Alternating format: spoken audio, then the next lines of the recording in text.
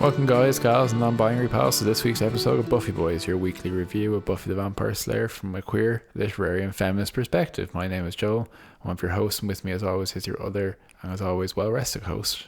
Brian, hi. That's a lie. How are you? Yeah, fine. How are you? Sleepy boys today.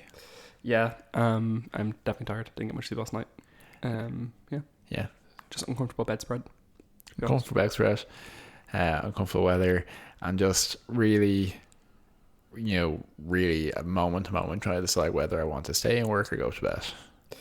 Yeah. But what's kept me going is the excitement of doing this podcast. Oh, good. And being here with you and, Okay, and our listeners. We have so much to contribute then this week. This week it's going to be great, I'm sure. Mm-hmm. Jazz. So this week on Buffy Boys we're talking about Wrecked. I was going to say Wrecked, but no, Wrecked, which is season 6, episode 10. It was directed by David Solomon, who last directed All the Way, and was written by Marty Noxon, who last wrote Bargaining Part 1. It was first aired on November 27th, 2001, so I presume that was pretty close to... That was probably like the Tuesday before Thanksgiving, right? Because Thanksgiving is usually late November. Seems plausible. It must be so stressful every year to be like, God, like... 2 Christmases. Yeah, 2 Christmases, but also we have to look up when Thanksgiving is, because it's never the same time for some reason.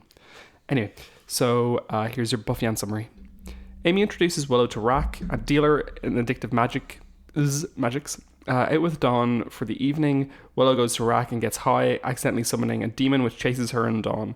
Willow steals and crashes a car and Dawn is injured. Willow decides she will give up magic entirely. Buffy decides she will break with Spike, so I presume... Does it say magic's with K? It doesn't. No, It's just with a CS. Magics with a K is, I think, if you're going to say magics, I think you should include a K. Absolutely.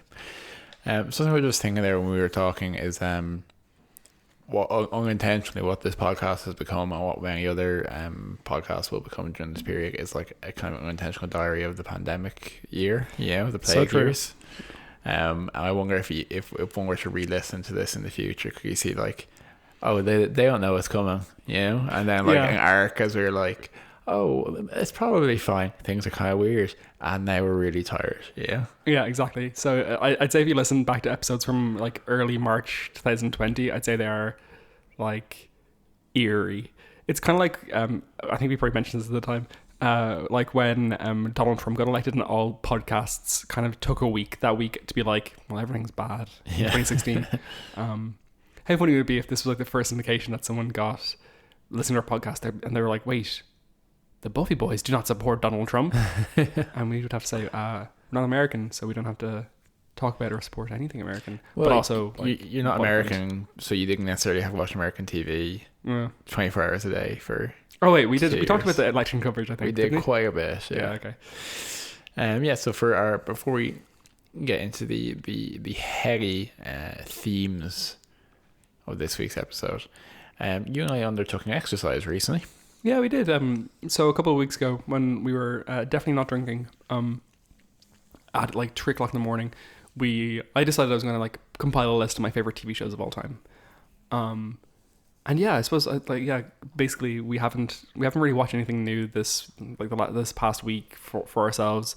So we over the weekend we watched a bunch of the new season of Younger, which is in its final season. Harley Quinn, which we talked about just last week. We finished Infinity Train season 4, which went out in a bit of a, definitely not a whimper, but less of a bang than was intended, because the show was intended to have 6 or 7 or 8 seasons, and season 3 was so dark that they wanted to do a palate cleanser season, which was the one that just came out on Friday last week, and it was very high quality, lovely, very great storytelling, great characterization, but A, I thought it was going in queer space and it didn't, and B, it just wasn't the storytelling kind of like note that it intended to go out on. Yeah. Hopefully it'll be brought back either on a different network or maybe even comic form. That could be a good format for it. I have so much hope for that kind of stuff, because I've seen more things come back than not in the last 10 years. Yeah. And often to quite good quality. So hopefully in the future. But yeah, because we're in the middle of a lot of cycles of content, we decided to revisit some of the old classics. Yeah. So and had a lively debate, I would say, about some of them. Mm-hmm. So what made the cut, Brian? So for me, okay, when I was compiling, What was your criteria? That's what actually I want to know first. What was my criteria? So I would say I was trying to be balance quality and emotional closeness.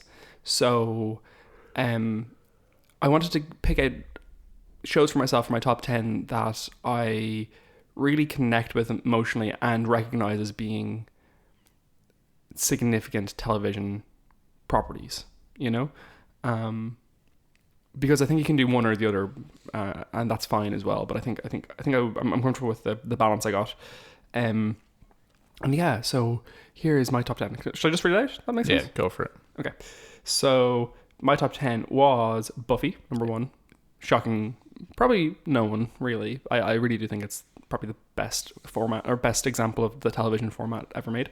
Number 2, 6 Feet Under, Leftovers, The Wire, Bojack Horseman, Gilmore Girls, Veronica Mars, Halt and Catch Fire, The Good Wife. Number 10 was Hannibal. Number 11 was Looking, because I think Looking is really good. Number 12 was Better Things. 13, My So-Called Life. 14, West Wing, and 15, Atlanta.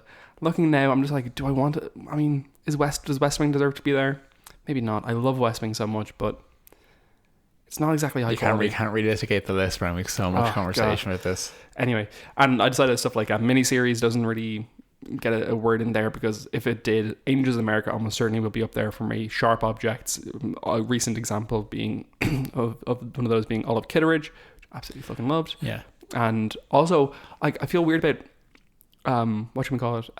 Fleabag, because Fleabag really probably could be there, but in some ways, while I recognize its absolute brilliance, I think it needs a couple of years to settle for me and a couple more rewatches. Yeah, you don't have the emotional attachment to it yet, and I think you also have to go with your gut on what is or isn't a TV show. Yeah.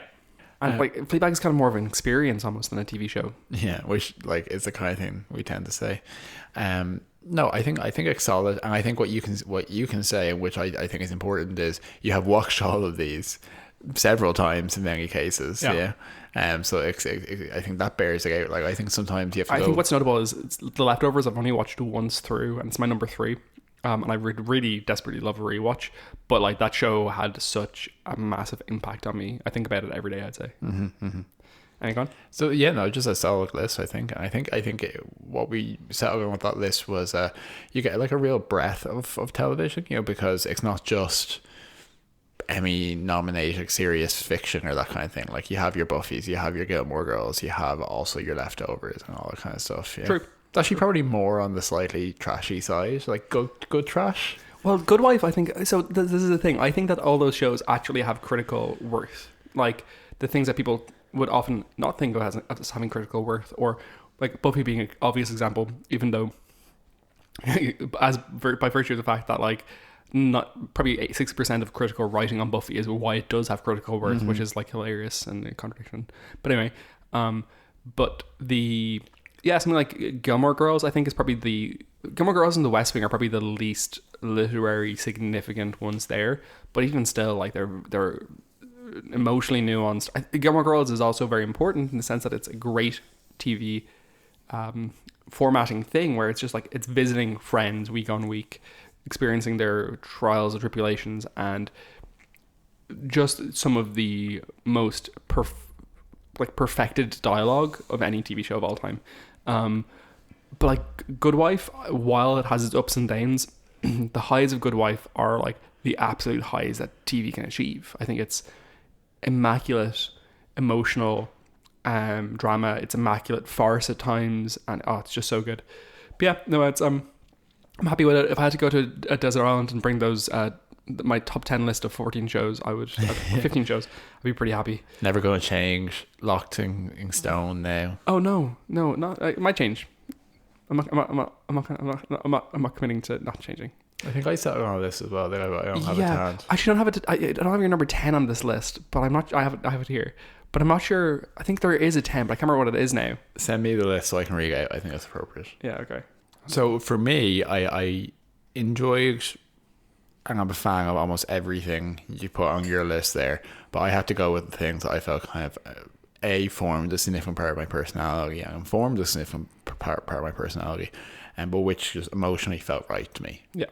And it's skewed a certain way. Yeah. So number one was Star Trek Next Generation. Shocking no one. Formative. Watched it, literally was sat in front of it at 2 years of age. Made me the man I am today. It's also, I think, Star Trek is very important TV wise, in the sense that, like, while it doesn't have immaculate writing at every moment, it strives for something which is very much inspirational for a lot of people. Yeah, strives. It's optimistic. It has something genuine to say about the human spirit. Means a lot to me. Second was Buffy. While I came to Buffy a little bit later, kind of like psychologically, like, it's obviously a huge part of like it's a much bigger part of who I am now than I think who I was when I was a teenager, if you know what I mean. Sure. I think I've grown into Buffy, I think, quite a bit. My last night, we were playing a game of Wavelength, which is actually a really, really good party board game with my parents over Zoom, and they at one point it was Joel and I were on a team together. My dad and my mum were on another team. And basically you have to like choose a spectrum and pick a clue to indicate where you want those people to. Anyway, the thing that I was trying to make people guess about was worst person to best person. And my dad gave the example. He's like, "Oh, Brian would probably see the worst person as Donald Trump and the best person as Sarah Michelle Gellar." And I was like, he does know me. Anyway, so go on. Yeah, no, I think that is your wavelength, your spectrum.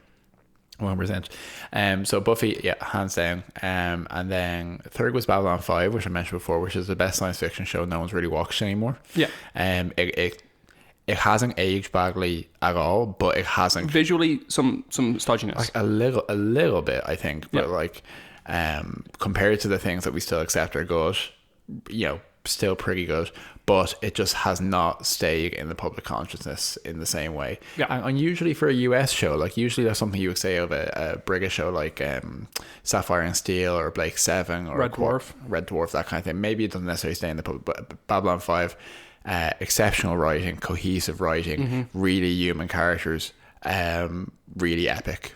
Loved it. Doctor Who, I think realistically I had to put in there because I've now watched over 28 seasons of the show, spanning like 50 years. And it is, Doctor Who is like an utterly unique program. Probably more bad than good in some ways, but an utterly irreplaceable, I think, part of like the cultural zeitgeist, and just means a lot to me. And I have a Doctor Who tattoo. And then after that we get into arguably better programs. So 6 Feet Under, which we watched together, which is a very formative relationship experience and also informed a lot of my understanding of death.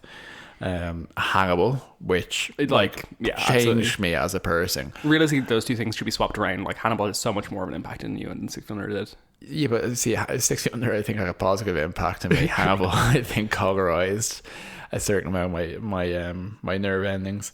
Leftovers, as we discussed, which I've also only watched once, but just left such a profound impact. And then the last couple I have here are Legend of Korra, which I personally care about a lot more than I care about Avatar. Yeah. It's by a slim margin, but Korra is more what I'm about than what The Adventures of Aang is about. And then lastly, Bojack, which is like the last Bojack Horseman, which is the last show I thought would get in that list. And I had to resented you making me watch it. Yeah, I watched the season 1 and I was like, Joel, this is actually good. We have to be watching this together. And you're like, no, I'm not watching it, Brian. I gave it a go. It was shit. We're not watching it. Yeah, so. And actually on a rewatch, I became even more impressed with it, not just for its narrative cohesion, but its wordplay.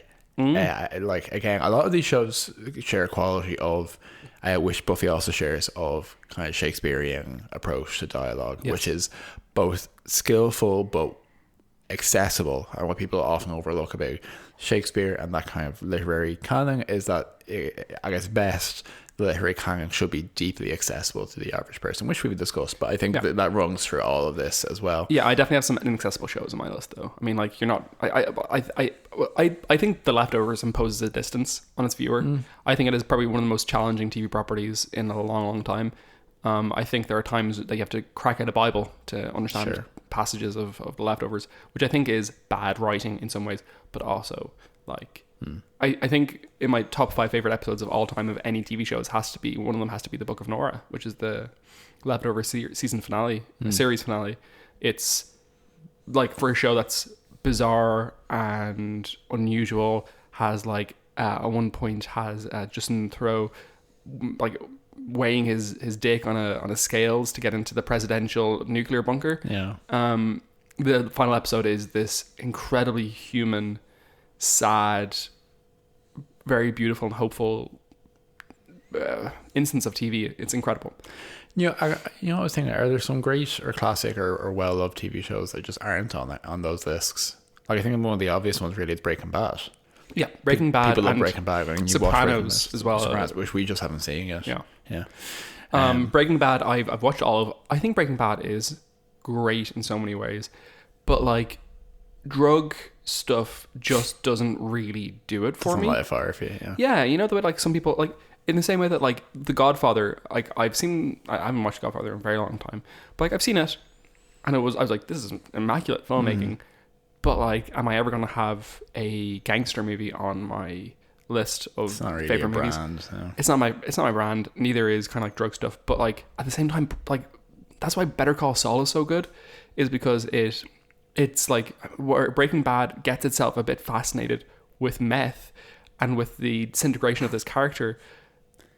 Like I don't know, Better Call Saul is like genuinely human in a way that Breaking Bad isn't. I just prefer Better Call Saul overall. Maybe we can do movies next time.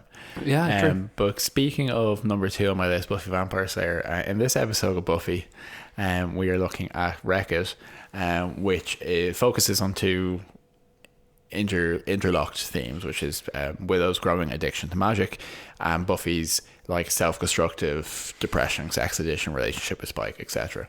So it is very themey and very personal drama. Yeah.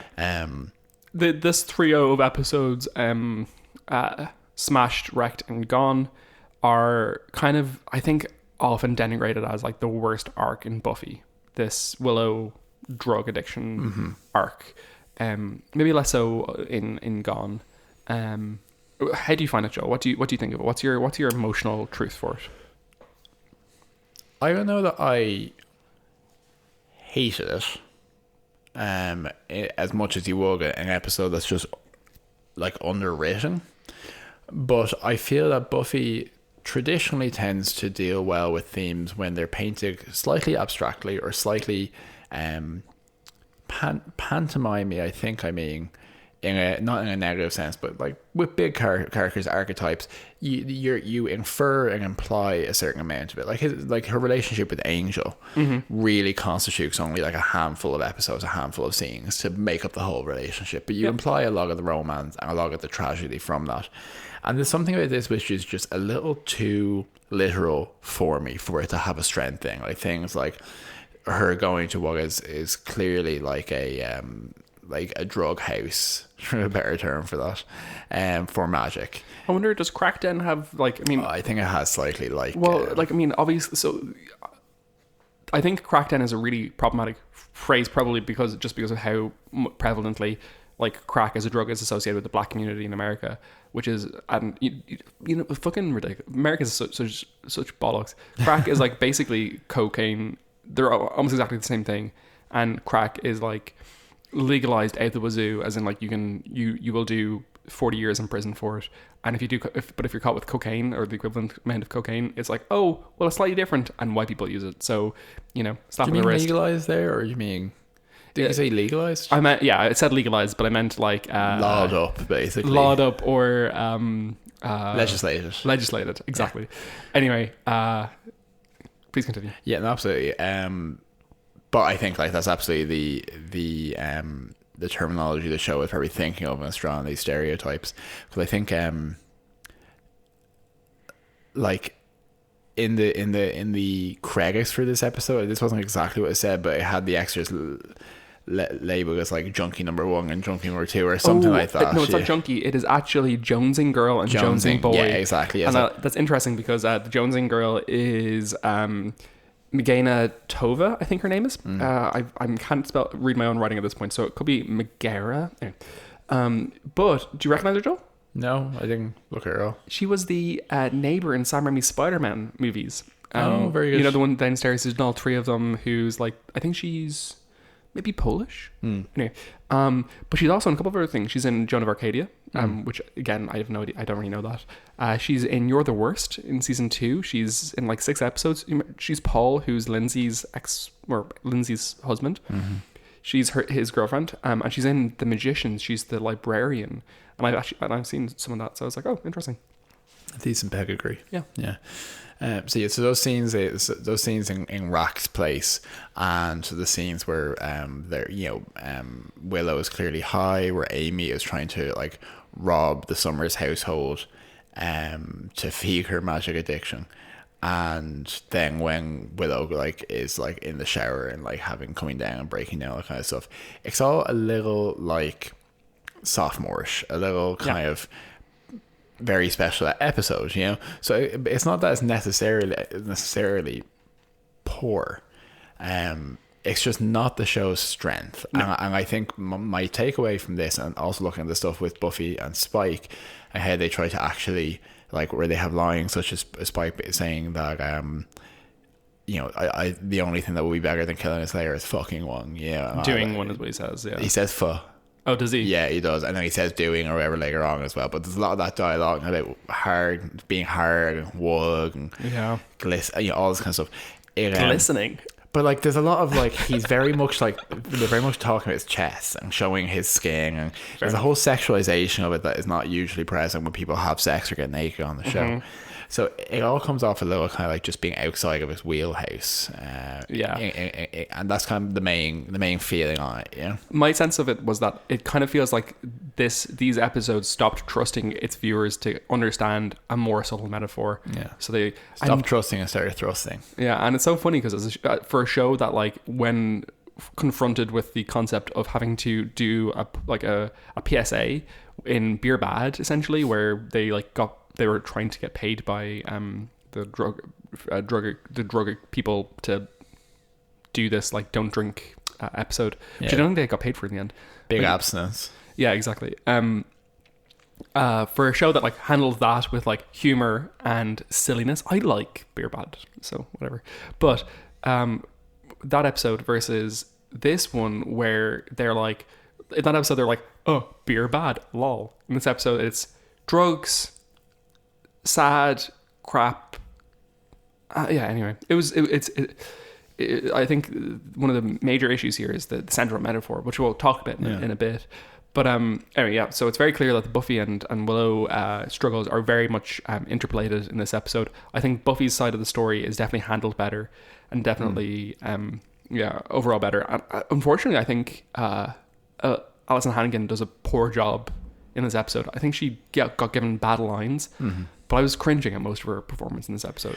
Yeah, and it stands out because like she's obviously in no way a poor actress, and she's very capable of doing a lot of different modes. As we'll see at the end of the season, like the finale is like genuine. Like she pulls a great performance. Like the whole way through, when she goes Dark Willow forward, she does a great performance, and the finale, like, I mean, while it's definitely the worst finale for the show, it's a very strong role for Alison Hannigan. Yeah, and like there are aspects of this where she's talking about Tara, or where she's upset over what happened to Dong and all that kind of stuff, which ring true. It's just she, like the direction or the how she plays it when she's like out of control doesn't quite land. And I kind of felt like I was saying to you that I feel like I would believe it more because there's a lot of space in this season. You know, it's not tightly scripted as a season. It's a meandering trio season. Yeah, so if she had been at this stage of actually using as such over a couple more episodes, I feel like that would have given her more of a ramp. But where she was in the Bronze doing her slightly PG-13 Sabrina Spellman routine to being completely out of it in this episode and crashing a car, it's just too much of a jump, I think. And and like the mean streak she exhibits towards Dawn. So at one point she's bringing Dawn through the basically she's said to Dawn she'll bring her to the cinema, and instead of bringing her to the cinema, she goes to get high, and Dawn's just sitting in the foyer of Rack's den for a couple of hours, and being very sad. And when they leave, Willow's clearly like high as a kite and walking away, and Willow is just really mean to Dawn. Dawn's like, I want to go home, and Willow's like, oh, impersonating her, which as we know is the highest form of rudeness. That's hilarious. Joel thinks that Joel has a real fucking penis bonnet that I impersonate him too much. And yet when he does it to me, it's actually fine. I make it funny. Okay. Willow is just very mean to Dawn. She takes a piss out of her for wanting to go home, basically, and is like, oh, you're no fun, and like, go off by yourself, then that's fine. That streak of meanness just isn't present in any of the portrayal up to that point in the episode. There's no points where she's like tetchy with someone, even which she, that would have been better writing. But like, imagine if this in this season, in episode 1 in bargaining, she's like starting to show symptoms of like over reliance on magic, like, and not just in small ways in the way that Tara kind of gets upset with, but like, let's say if she's like, they're in the middle of the night and like, she goes, there's a scene and she walks off to the magic shop and steals a couple of pieces of sage, for example, kind of thing, and like, slow incremental stuff, or like, getting tetchy with her friends around her and stuff. It would have been much better as a ramped up thing rather than up to Tabula Rasa. It's shown as like a power thing, and now it's a drug thing.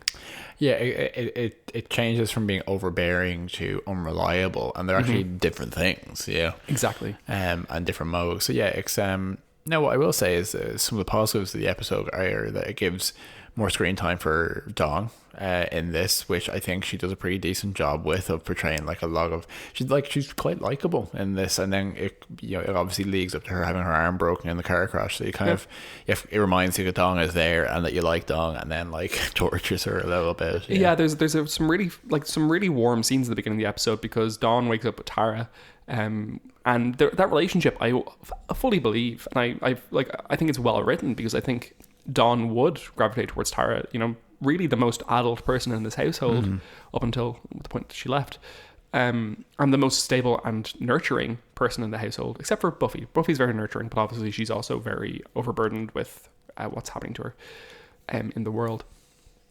But they wake up and neither Buffy nor Willow have come home from the night before, and Tara's making pancakes for them. And like, just the interaction with Dawn are very like sweet and nice, and Dawn's very effervescent. And then later on in the episode, she makes Willow a snack of like some pancakes with chocolate spread and peanut butter and bananas, I think. Anyway, something like that. And there's a couple of like really nice little lines there where she's like, remind me never to invent that again. Yeah. And perfectly delivered by Michelle Trachtenberg, in the sense they're light, fluffy, and very very appropriate for her age, Are you talking about the pancakes? I think Michelle Trachtenberg and just her performance as Dawn is so much better than like people who watch Buffy want to think. Yeah, and she's making excuses for them as well, being like, oh no, it's okay that no one took care of me and all this kind of stuff, and I guess, and then when everyone goes to bed because they're tired from like being like negligent all night in different ways, she's like, oh, I'll go find some awake people to hang out with, and it's quite sad actually. Yeah. It's really sad. So yeah, I think that's the strength of it. It's actually quite a pared down episode in terms of the ensemble cast in some ways, because as we said, like, we see Xander and Anya helping with research in like one scene. And they're arguing over like bridesmaid dresses and stuff like this. Yeah, and then obviously Giles isn't there, so it's like it's really focused on the kind of, and like Tara has a couple of scenes that she's part of, but she exits reasonably early in the episode though. Yeah, it's really focused on the two pairings and the interplay between them of Spike and Buffy, and then obviously Willow and Dawn. Yeah, I would say that's one of the things about this episode, is that it's definitely the lowest main cast member episode up to this point, because there's really only 4 of them operating this episode, and there's and obviously Amy features quite heavily as well.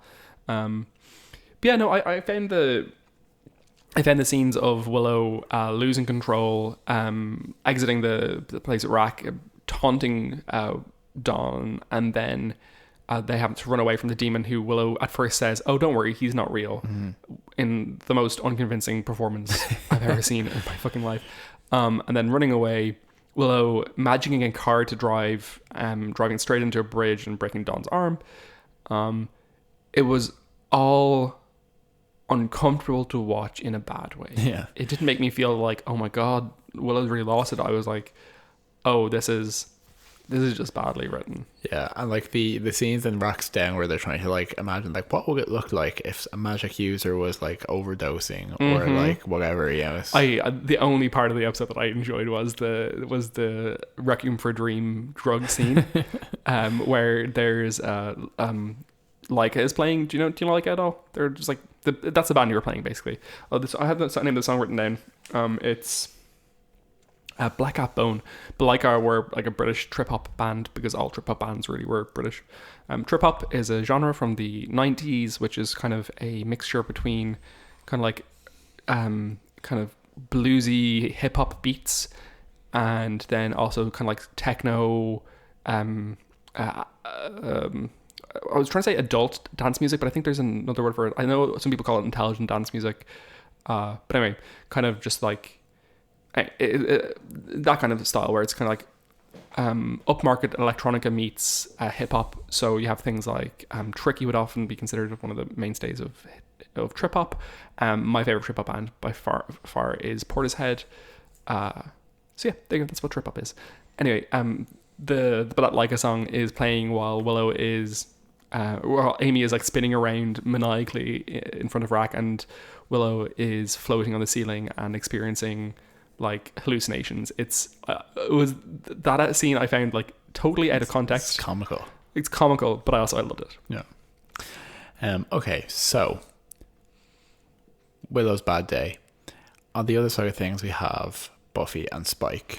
So Buffy wakes up in the torn down house. Not sure how the house got torn down. With Spike, in a scene very much reflecting every sexual encounter Buffy's had, where she's waking up with the man the next morning, and a real focus on that, like, you know, did the guy leave or not? What's Buffy's reaction to it? So you had obviously Angel, and then Angel, and then Price, and then what's his name? Something Price, Pierce. What was his name? Beginning of season 4, the college guy, Parker, and then Riley, and now Spike. So yeah, and then they kind of just mangle each other with their words for a while in that scene. Yeah, so I think it's interesting. I think there's a real attempt to portray Spike and Spike's body, I think, in a very sexualized manner. Yes. I think it's really kind of, I mean, you know, he looks well, but there's a real emphasis on his nakedness, his sexuality, his force, his body, his presence, all that kind of stuff, which is weird. I don't know. It's weird it's a weird element for the show because there's something a little female gazy, sure, yeah. I suppose like there's an element, I think, of this arc and these episodes being like turning on the fluorescent lights in a club. Yeah. Where usually the show has like a bit like it's moodily lit, it's moodily lit in its writing and its presentation, as well as in its set dressing and its aesthetic.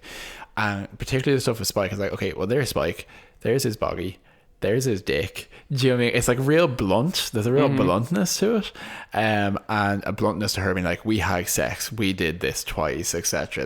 And there's an element of her feeling disgust over it, which is fair enough, but I'm not always convinced by this episode by these scenes at the moment why she's disgusted, because the show has so aggressively humanized Spike. You know, if she had sex with Spike in season 2, that would be crazy, you know. But because they've tried to convince us that he is a likable, at most, anti-hero, but like by this point, kind of just a regular character, her real kind of rejection of it is kind of maybe a bit uneven, I think, you know. Yeah, I think so too. And I think they have a real problem with sexualizing Buffy. You know, I think Buffy sexuality is very oddly handled throughout the show at times. Yeah, like the Buffy Faith contrast of her being kind of the Buffy being the church lady a bit, and Faith being kind of like the and like, you know, the scene with Faith and Riley being where, like, you know, Faith like, you know, like has this freedom of sexuality and kind of contrast with Buffy, and then you also then get like Buffy's sexual exploration in episodes like Where the Wild Things Are, where it's just like incredibly uncomfortable, and I think doesn't really suit the character because they want to write her as a chaste, pure, virginal being in some ways, and in other ways they want to help her have a sexuality, and they never really quite figure out the tone for that, I think.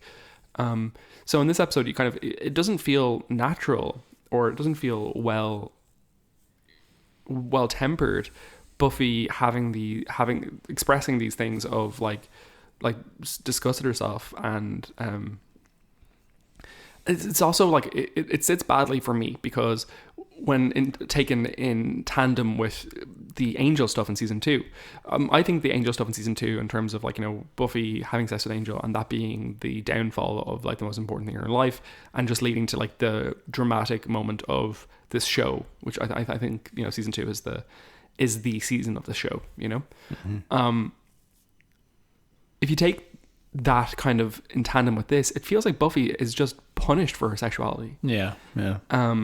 Whereas in season 2, if you read season 2 on its own, I think it's very nuanced and quite unusual, and actually quite a deft portrayal of the difficulties of adulthood, and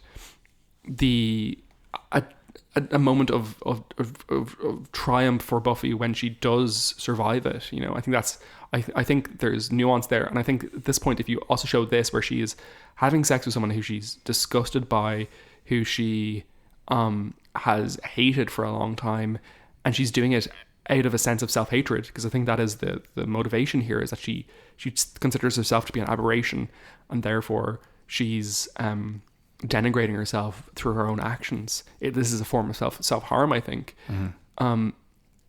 I think those two things taken together, it just communicates a Buffy who's being punished for being a sexual being. Mm. Yeah, I can absolutely read that. There's an aspect of trying to keep Buffy apart and above in a way that, whether intentional or not, has a slightly moralistic approach to it, where, you know, it's the flip side of saying, well, she's not like us, she's a hero. Mm-hmm. Like, there's an element of like, she's not like us, she's not in the muck, you know, with the rest of us to a certain degree, you know. And this arc, I think, the season 6 stuff, and where, you know, where she has been weaker or weakened or threatened before, it's been by things that have threatened her confidence, her cause, her conviction, and this, I think, is portrayed as very inappropriately pedestrian stuff to be distracting her from her mission. Yeah, I agree. I think that also she did say to Spike, for some reason, "You're bent," which you're both like, yeah, what was that about? Yeah, I know. You know what I think that was about? I think that was about the fact that Anthony Cedar's head's no longer in set, so he couldn't tell him that's not what that means. Yeah. Anyway, that's because his penis goes at a right angle. Excuse me? It probably does. Yeah, so I think the last thing to talk about there is just, I think I read a couple of different places online, just forums and stuff, and I was reading the Mark Field entry about this episode, and there was kind of a small bit of discussion around, you know, does the magic metaphor in seasons 4 and 5, where magic very clearly represents affection, lesbianism, femininity, sex, with this, is this like trying to communicate a denigration of lesbianism or sexuality or femininity? And I would say probably no. I think it's just been ditched as a metaphor in that sense, and reapproached as a different metaphor, as in, like, you know, metaphors can mean different things and can be reused. And also, one of the things that people don't like hearing about their favorite shows is that sometimes people write badly. You know, sometimes people will like use a metaphor inconsistently, and sometimes people will communicate a thing they didn't mean to in the way that they've written something. Sometimes they'll associate something with in a way that they didn't intend to. It's the fallibility of it that's actually intriguing as a creative process, not the perfection of it. Yeah, 100%. I think, and that the magic use as metaphor in this season is deeply fallible. I think it's badly handled, and I find it uncompelling, this part of it, because, like, you know, what does magic represent in these 2 episodes? Addiction, not really much else, and it's a messy portrayal of addiction as well. So yeah. What do you have anything to add there about the metaphor central to everything? I think the show wants to portray that Willow is wrong or making mistakes for what she's doing. It's just not sure why it's wrong. Yeah, ultimately, I think so too. I think they're trying to build towards the conclusion of the season. Yeah, the decision was that Willow does something which people don't like and is irresponsible. But why it's irresponsible and what would constitute responsible use of it is not really clear in the thinking. They're like, we'll figure that out later. We just know she's doing it wrong. Yeah. I think so too. Also, like, how does Amy know where Rack lives? Yeah, exactly. She's been She's been de-ratted for like 2 days now, and she's like, well, I know where all the best places are to get magic now, and I'm entirely addicted. I'm the more mature witch, despite you having years on me at this point. Yeah. Mm-hmm. Yeah. It's bizarre. Okay. Should we move into the dusting, Joe? Yeah, absolutely. Great. So some Buffy bits for you. We have in this episode Jeff Kober playing Rack, who previously played Zachary Kralik, yeah. Who was season 3 in the Cruciamentium, the serial killer vampire. God, that was a great episode. The episode is dedicated to JD Peralta, who was Marty Noxon's assistant, and she obviously wrote this episode. So it's quite sad. I found it very, very, very distressing when Willow was talking to Dawn about going to the cinema and said, "Oh, grab the paper there and we'll see what's playing." Because I was like, "Yep, I remember that." You know, I used to do it. Oh, how did I check the cinema timetables? Was it teletext? Did they have it on teletext? They did have it on teletext.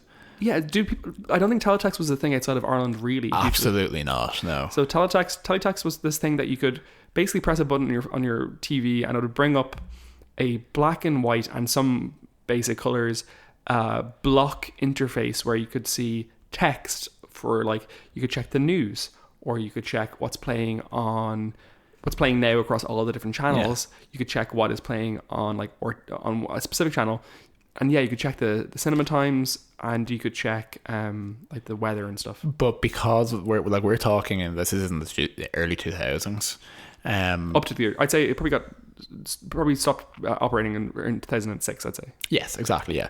So this was not internet. Like, this was communicated down the television pipe somehow, and it had the interface was reminiscent of like Space Invaders. That quality of bits and bytes.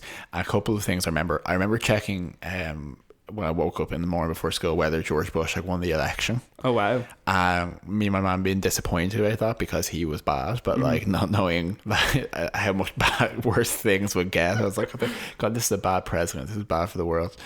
I remember also that there used to be specific numbers you put into teletext for different channels and different programs, like Nickelodeon and stuff like this. And I remember there was one where they had, I think for Nick, where it was like, here's some like trivia questions, and then you press something else and it will reveal the answers. Okay, well, you had a bit better one than ours, because you had the ones that you could press the green button or the blue button and stuff. That was way more advanced. That wasn't even teletext. That was like cooler than teletext. Yeah, teletext ultra. But one of the trivia questions I remember, even at the time, was that true or false Keenan and Kel dying in a car crash, because remember that was like an urban legend, and they're like, it's not true, stop saying it, basically. It was just Kel, I think. Yeah. And we had a lot of like regional Irish like Gaelic games like results on it and stuff. It was very, very. I remember a lot of the codes. So if you wanted to get the subtitles up on it, you would press an 888. Yeah. And then if you wanted to get what's playing generally across channels, 180. Yeah. If you wanted to find out what's on RTE2, it's 172. On RTE1, 171.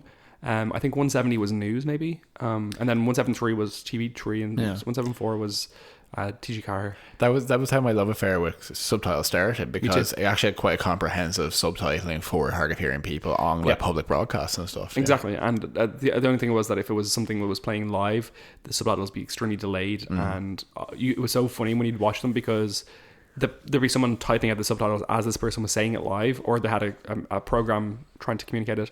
But at some points, probably like once every 5 minutes, they would just give up and like start again from where the person was talking, because they'd fallen too far behind. So the person who's hard of hearing just like would have to be like they were just fucked because they couldn't hear what the last 3 lines of things people said. I have no idea what we were talking about. How we got onto that. Do you have any Buffy bits there, Joe?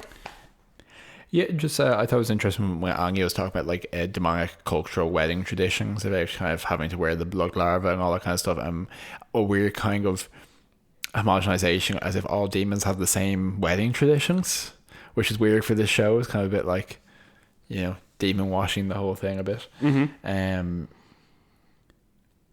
In the scene where James Marsters and Sarah Michelle Gellar are portraying the sex scene, you can see that James is wearing a pair of flesh-colored underwear, which I thought was a particularly disgusting concept. And yeah, otherwise I just have a note here saying that when we see Willow teleporting to the various different locations, she looks like she has different Zoom backgrounds on. She does. Okay, some fashion notes then. I thought that Sarah Michelle Gellar, when she woke up from her her sexcapades, looked genuinely beautiful. Looked just like beautiful, long, flowing blonde hair. We both noted that Anya is now wearing peroxide blonde hair down to her roots, which is like actually kind of cool looking. I thought, yeah, obviously Willow and Amy at the beginning of the episode were wearing the same clothes they had been the night before. I still think Amy's top is actually quite like modern, and you could wear that now. And also then my last note would be just that Willow looks genuinely like, Alison Hannigan looks just incredible when she's floating on the ceiling. She has like a top on that like it's a shirt and it's just buttoned up around her chest, so her midriff is showing, and just like it must be so nice now for her to look back and in coming years to be like, Jesus Christ, I was like, I looked physically so smoke show. Yeah, I looked incredible when I was not to say she doesn't look incredible now, but no, like everyone understands looking back and like, wow, it was like an absolute piece. Yeah. One of our good friends, Liz, put a TikTok up the other day. She creates incredible TikToks that are incredibly underappreciated. So she put one up the other day, and it was just like, she was like, and the voiceover, which was like just a sound from another TikTok, was like, why did I hate how I looked in college? Look at these photos of me in college. I looked incredible. And it was a bunch of photos of her in college, and she just looked so great. And I was like, yeah, you're right, Liz. You should have appreciated how you looked then more. Maybe you should appreciate how you look now more too. Very strong sentiment. I also love this new segment where I give all you descriptions of what a TikTok is, how it works. Anyway, yeah. Do you have any fashion notes, Joe? I thought Dawn looked great as well. I think Dawn was a very fashionable young woman for her age on this show. Her legs always look like they're a mile long. Anya's dyed her hair blonde. She's very blonde in this episode, particularly blonde. And yeah, we saw some costumey interpretations of what drug users and addicts look like in Raxdown, where he's really has more of a Manson family vibe. But Charles Manson, you kind of open shirt, kind of dance on the ceiling, my lovelies kind of thing, which is kind of weird. And yeah, that would be kind of, I think, the very few people in the episode. Yeah, no, it's a limited episode in terms of that. Okay, do you have a death count for us there, Joel? Yeah, just the demon from Willow's dreams, who's apparently called Mandraz. Who she burned up with her magics at the end. So a singular death. Great. Okay, and do you have a rating, Joel? I would probably have to give this episode 5.9 Conjured magazines. That's exactly what I have too. I'm going to say 5.9 all night wedgies out of 10. yeah. Like I'm always happy to, years of trying to eat things I cooked myself have made me adept at salvaging the best I can from a mess. But there's a couple of interesting things in this, but like it's a bad episode. It's not. I don't know if it feels the worst episode in the show by far. But as an arc, it's not. I'm cringing. I'm cringing watching it. Still, I want to re-examine it. I want to find something worthwhile in it. There is stuff there, but it's a weird impulse. Yeah, no, it's lost its way a little bit by this point. Okay, and Cordelia Chase. Yeah, so over on the Cordelia Chase, we have the episode Dad, which is about Angel being a dad. And it's very much been down the arc around them now, about them now having care of his son, who we find at the end of the episode, he's named Connor, so Connor going forward. And the various forces that are trying to, all the forces wedging themselves through the hotel door, essentially trying to get to the baby. And a lot of comedic, if slightly forced, but definitely comedic stuff about Angel being like, how do you feed the baby? How do you, a goo goo goo, a ga ga ga, etc. And people trying to help him, and him just being incredibly fiercely territorial about it. And to be fair, it's strong in a couple of ways, because it really sets up the fact that he is monomaniacally obsessed with his son and protecting his son. So I wish you wouldn't necessarily have ascribed him before these episodes. So I think it does set up that when his son is taken, and when he feels Wesley betrays him and all that, why he reacts so insanely aggressively to it. There's a couple of funny scenes where he's like trying to get different faces to make the baby like stop crying. Eventually puts on his vamp face, which is just terrifying and funny in equal measure. I think everyone does a pretty good showing of this. We continue to have actually a really strong ensemble in season 3 between Wesley and Gunn's weirdly actual friendship. Fred being quite funny, being quite relaxed into herself. Amy Acker's like really eased into the role. I think she's taken a role that was originally kind of badly written and made it her own. Yeah, no, 100%. It feels like a continuing arc, and like quite these episodes all flow together pretty well. And you have them trying to create some kind of safety in the hotel, trying to on the other side you see Wolfram and Hart like trying to figure out who Hulks is, why he's pursuing Angel, how to get their hands on the baby, what the prophecy means. It's a classic, as I said, kind of Macbeth reference, where it's like, well, Connor wasn't born technically because Darla Dustig herself, so what do the rest of the prophecies mean, etc. And eventually we get kind of a detente where Angel once again casually breaks into Wolfram and Hart and threatens the head of Special Projects Linwood, and basically said if anything happens to Connor, even if it's nothing to do with Wolfram and Hart, he's going to come back and kill them. And that being where they get a bit of space from it. And probably one of the more interesting aspects as well is Hoax kills all of his demon minions because he makes the point that he needs not mercenaries, he needs people who will be followers, ready to die for the cause, people who believe in it. Starts this like quite dark and quite interesting arc where he seeks out initially, I believe her name is Stephanie, I'll double check that for the next episode, but he seeks out a woman whose twin sister was killed by vampires and who has like a vendetta, and it will, over the course of the next few episodes, will essentially torture her and brainwash her and indoctrinate her into his cause to help him kill Angel. And that aspect, I maintain they actually do quite a good job for Hulks, who is essentially a human from the 17th century or the 1700s, portraying that he has a certain obsession and ability to pursue a vendetta that actually makes him terrifyingly effective. And it's a fun thing to explore as being like, the big bad in this season of Angel is a human, where like, obviously Buffy could never really have a human. Well, they do obviously in season 6 of Buffy as well, but like I don't know if we would consider like a witch as being like a full human in this context. Fair enough. Yeah, lesbians aren't really humans. No, but like an unempowered individual, a non-powered individual. So, but like communicating that a human is like the big bad because our hero in this show is a vampire. It's a neat little reversal. Yeah, and it establishes some dynamics which carry through for the rest of the show quite well. So I think it's kind of risen. It's risen to the challenge a little bit. I enjoyed it. I thought there was some good tempo to it and some good interactions. The mayor could probably be argued as being human, or he was at one point. Pardon me? The mayor could probably be argued as being human, or he was at one point.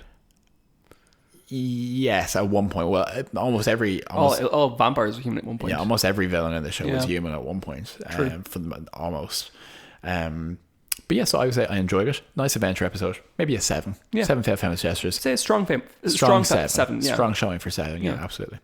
So I'm definitely enjoying it. What I actually wanted to say was, interestingly, I think clearly this was a week where Angel was better than Buffy. Oh, 100%. In both directions, the gap stretch there, which is always an interesting one. So I think that's us for this week. Great. Thank you as always for joining us. We hope you enjoyed the episode. If you did, please let us know. Tell your friends. Tell your mandrazes. And we will see you, dear listener, super fan of ours, next time on this here podcast, which is called Buffy Boys. See ya. Slán.